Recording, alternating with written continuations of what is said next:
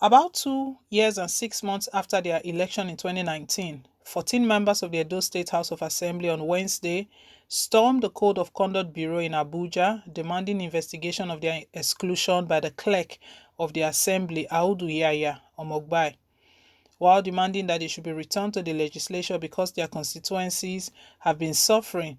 They said the refusal of their inauguration was the height of injustice. They called on the CCB to intervene and rescue democracy, but warned that Edo will be a dirty reference point in years to come. The legislators who were received by the chairman of CCB, Professor Mohammed Issa, was led by former Speaker of Edo State House of Assembly, Victor Edoho, and former Commissioner for Education, Washington Osifo. Edoho said, "Your reputation gave birth to your engagement in CCB. 2 years and 6 months we have not been integrated into the House of Assembly. We therefore feel this is the right place to be." According to Osifo, the injustice unleashed on them must be corrected to avoid leaving negative history for posterity. He said, "It is in the spirit of ensuring that people's rights are not jeopardized that we are here." Osifo also gave an insight on how on March 17, 2019, 24 members of the House of Assembly were nominated, having won election. He said, on June 17, 2019, 10 days after the expiration of the lifespan of the last assembly, Governor OBASEKI failed to inaugurate us with a proclamation. The petition by the aggrieved legislators titled "Complaint of Gross Abuse of Power and the Precipitation of Crisis at the Edo State House of Assembly" by Alhaji Audu Yaya Omogbai, clerk of the Edo State House of Assembly, was dated November 16, 2021. The document was signed by Victor Sabo Edoro, Esan Central, Crosby Eribo Ego, Washington Osa Osifo Uwonode, Christopher Ewere Okaben Oredo West, Said Oshomole Esako West 1, Michael Ohio Ezomo Owa West, and Sunday Agedu Ovia Southwest.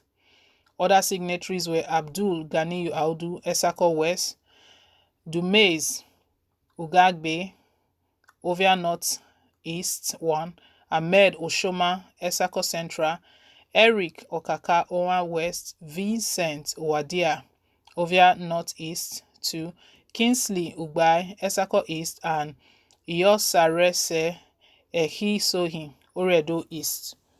The petition read in part, "Although the Edo State House of Assembly was purportedly inaugurated on June 17, 2019 by the clerk of the House, Alhaji Audu Yaya Omogbai, we were wrongfully and unconstitutionally excluded from the said inauguration, an act that has precipitated a constitutional crisis in the state where the Edo State House of Assembly, contrary to the clear and unambiguous provisions of Section 91 of the Constitution of the Federal Republic of Nigeria 1999 as amended, is presently constituted by a minority of 10 members of the exclusion of 14 members who constitute the majority.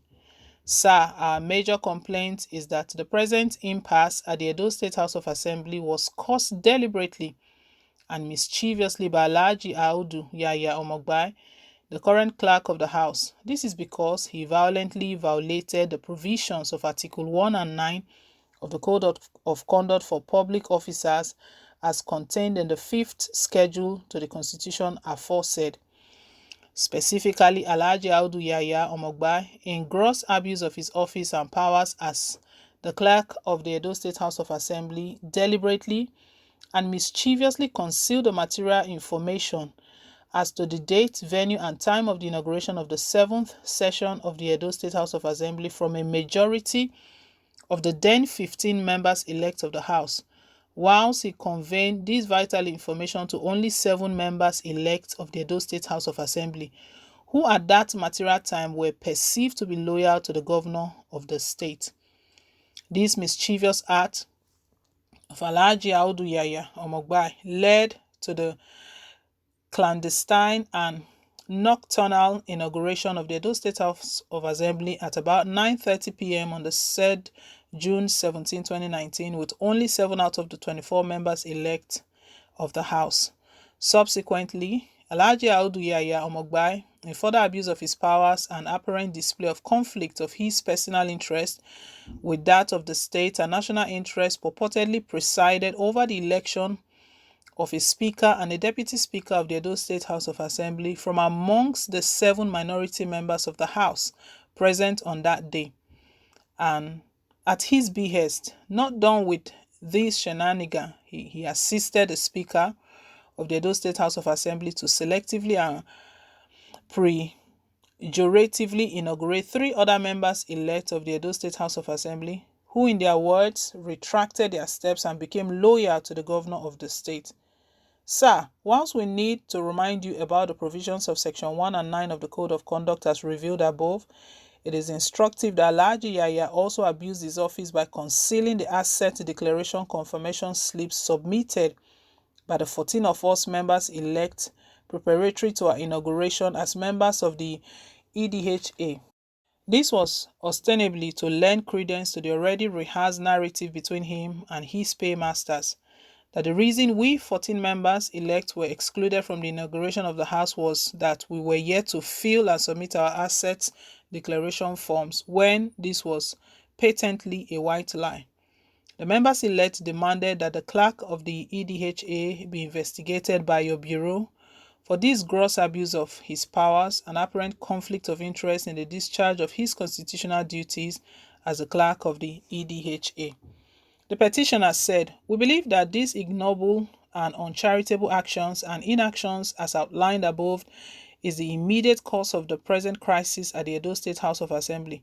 We believe that as a public officer who swore to obey the provisions of the Constitution of the Federal Republic of Nigeria 1999 as amended, he ought to have refrained from getting involved in the murky politics orchestrated by the governor of Edo State at the EDHA. He failed woefully in his sacred duty to be objective, neutral, and fair to all members-elect of the Edo House of Assembly at its inception and infancy in 2019. This, we believe, ought to be investigated by your sacred institution."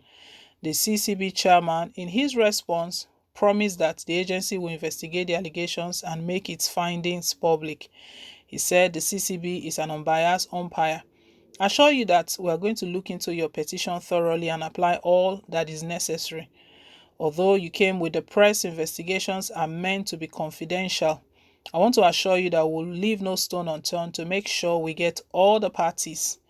We'll ensure that all sides are heard and we'll also reach out to all stakeholders. We'll put our reports together and do the needful. We'll not go into the political aspect, but whoever needs to be dealt with will be dealt with accordingly."